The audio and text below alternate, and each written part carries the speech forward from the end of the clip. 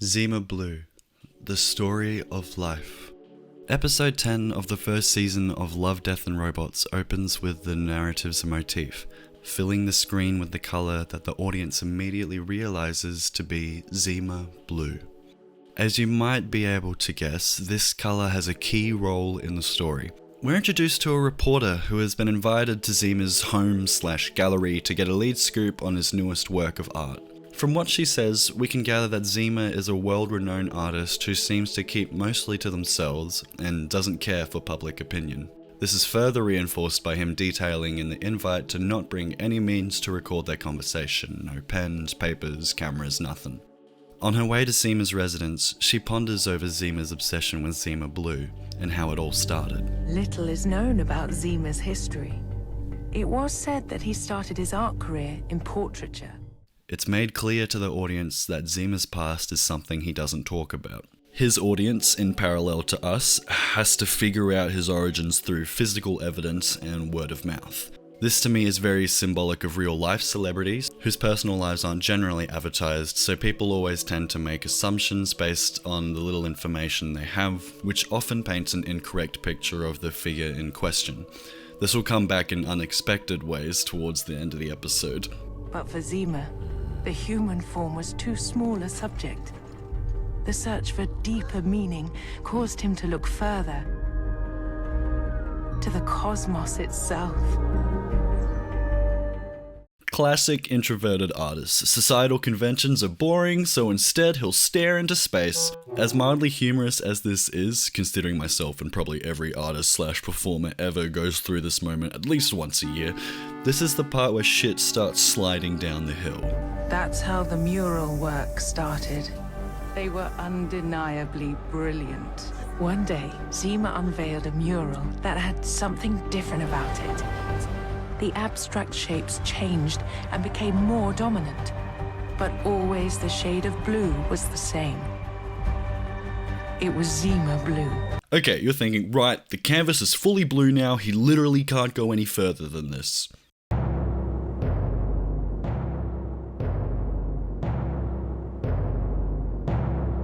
Okay, I know I haven't explained much about this, but that's because the ending reveals the intentions, as a good story does, so if you haven't seen it yet and you're interested, now's the time to go watch it before I spoil what makes this so special. In spite of all his success, Zima was still dissatisfied. And what he did next was, for many, too extreme a sacrifice to make for art. I find this comment interesting because most creators of content in any art form will run into walls like this, trying to find the truth behind what inspires your creations and what feelings you're chasing without realizing. I think that's a big part of what makes some artists never stop creating in the first place. And now we're introduced to the man, the myth, the legend, Zima. Glad you could make it, Claire. It's been over 100 years since I've spoken to the press. I've invited you here because I want you to help me tell my story. He was a handsome man, even after all his transformations. Now deeper into the rabbit hole of Chinese whispers. So already Zima is much older than anticipated. The slideshow of murals he created went by so quickly, it's difficult to grasp how much time went by between each of his projects. The reporter explains that at some point in his life, Zima went to a planet called Kharkov 8, where he underwent several illegal and radical surgeries to make his body and mind impenetrable to nature's forces. His eyes could see in any known spectrum. He no longer breathed oxygen. His skin was replaced with pressurized polymer, and so he ventured forth to commune with the cosmos. So Zima turned himself into the ultimate impenetrable observatory that can literally see everything, and he searched the cosmos for the meaning of existence. How fucking surreal would that be? With the music and the dark imagery that plays along this montage, it just sends a chill down your spine, watching one man search for the answers that all life wants. What Zima eventually realized is that the cosmos was already speaking its own truth. Far, far better than he ever could. Okay, so if this was an acid trip, he'd be like at the peak of it right now. For a 9-minute long short, it's amazing how far it's come halfway through. And so you think, what could be next? What could be his final work? At last, I understand the thing I sought through my art. And what does the swimming pool have to do with that? Oh boy, just you wait. It's not just any swimming pool. Now we hear Zima's origins from the man himself. Or so we thought was a man. Zima tells the story of a talented young robotics engineer who enjoyed making robots to do various chores around the house. He talks of one of the robots she was particularly fond of, the pool cleaner. But the young woman wasn't satisfied with the job it did. So she gave it a full color vision system and a brain large enough to process the visual data into a model of its surroundings. She gave it the ability to make its own decisions, to design different strategies for cleaning the pool. She continued to use the machine as a testbed for new hardware and software. So yeah, if you can't tell where this is going, turns out the pool cleaning robot is Zima. Whoa, I thought he was Artist Man. Nope, he's a fucking pool cleaner who over hundreds of generations of development became a person. And as time passed, those who knew him as a pool cleaner were gone, so only people who knew him as a man were around anymore. It's very similar to the Archimedes ship dilemma, which you can Google if you don't get. But you're a man, with machine parts. Not a machine that thinks it's a man. Sometimes it's difficult even for me to understand what I've become, and harder still to remember what I once was. These two bits of dialogue essentially sum up the philosophical ideas that the writers are putting out there for the audience to think about. I'll get into the meaning of it once we've finished breaking down the episode. The blue of the tiles. Zima Blue, the manufacturer called it. The first thing I ever saw. This was where I began. Bam! This moment hit me like a ton of bricks the first time I saw it. Alright, let's show the end so we can get into it. I will immerse myself. And as I do, I will slowly shut down my higher brain functions, unmaking myself. My search for truth is finished at last.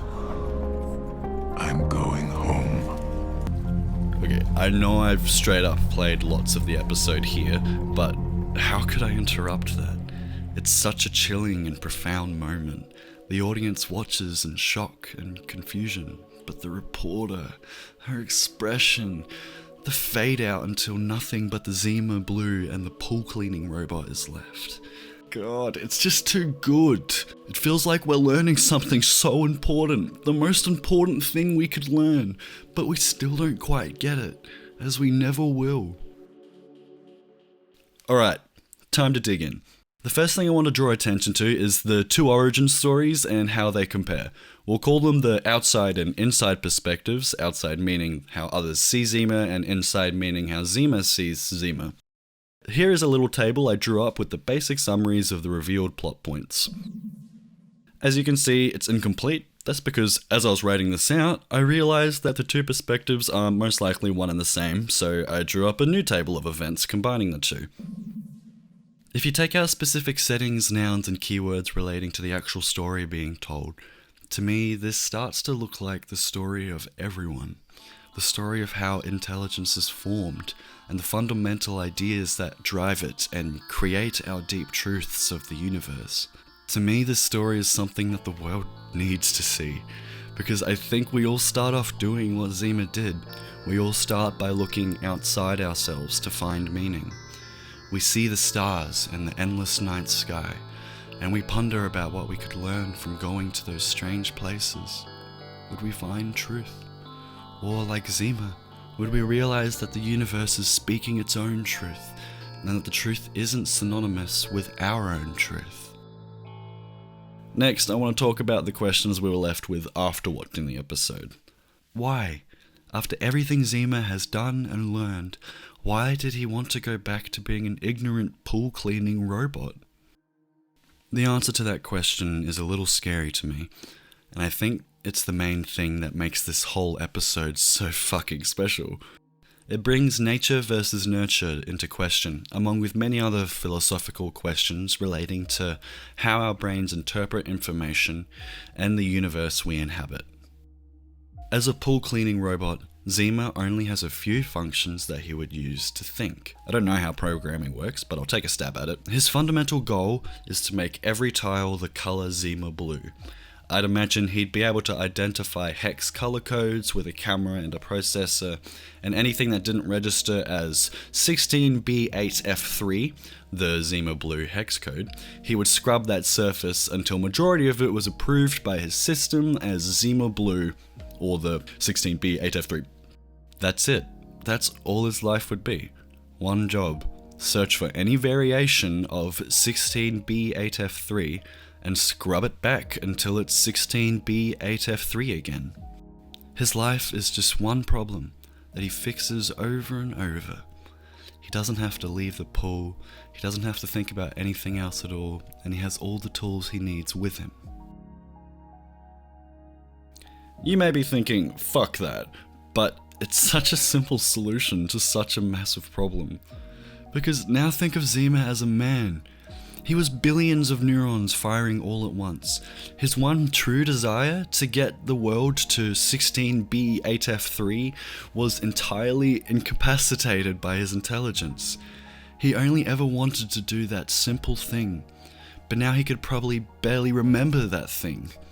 And he would spend all his life trying to find that thing again. He looked into the universe and painted its image, but he was disappointed because he saw no 16B8F3, so the itch remained. This small itch drove him to paint a fucking blue halo around the entire planet.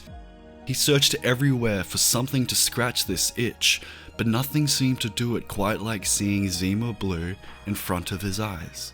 Now, we don't know if he did forget about his pool cleaning life, or when he remembered it again, but I have to assume he did forget about it for a long period of time, because that's what inspired his search, trying to find what he lost. Is that the meaning of our lives? In your childhood, do you have a memory that seems like the right one? The hex code in your brain, the color you want to see everywhere else, the itch you've been chasing all this time. Monks, nomads, Uncle Iroh, and other spiritual figures all say that the key to enlightenment is detaching yourself from worldly pleasures. I think that Zima Blue is trying to say the same thing, but in a much more clear-cut way, with less chakra mumbo-jumbo in between. Enlightenment, in short, is forgetting what you've learnt about the world, forgetting all the useless information in our minds, and bringing it back to what truly brings us peace and prosperity. This story tells us, the more you have but don't need, the less you'll remember the things you truly want. And that's a lesson for a lifetime. Zima Blue is the best story I have ever seen, hands down. I give it an 11 out of 10, the only show I've ever personally given that rating to, mainly because those 9 minutes have genuinely shaped me as a person, and I'll always come back to this episode of Love, Death and Robots whenever I'm feeling overwhelmed by societal conventions or other bullshit. So I just want to say at the end of this, thank you to Alastair Reynolds for creating such an ingenious work of art.